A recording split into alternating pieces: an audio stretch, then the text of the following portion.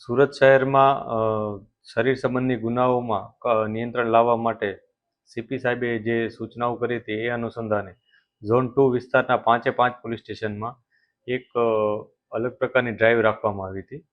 આ એક કોમ્બિંગ હતી કે જેમાં અમે છેલ્લા 6 મહિનામાં જે અરજદારોએ કોઈ પણ મારામારી, ધાકધમકી અથવા 100 નંબર કોલ ઉપર મારામારી કે ધાકધમકીનો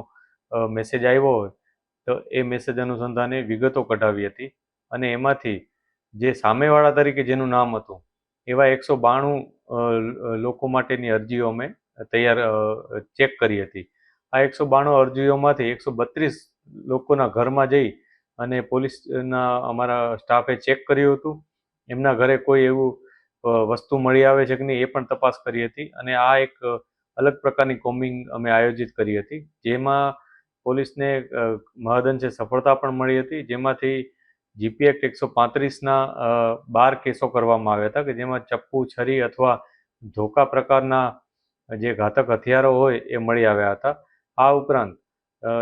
જેને તડીપાર ભંગનો પણ એક કેસ કરવામાં આવ્યો છે કે જેમાં જે વ્યક્તિને તડીપાર કરવામાં આવ્યો હતો એને પોતાના ઘરે મળી આવતા એના ઉપર કાયદેસરની કાર્યવાહી કરવામાં આવી હતી અને આ જ રીતના અન્ય કાર્યવાહી પણ કરવામાં આવી છે કે જેમાં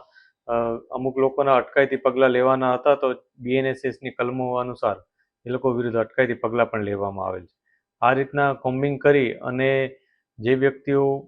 કોઈને કોઈ રીતના મારામારી કે અથવા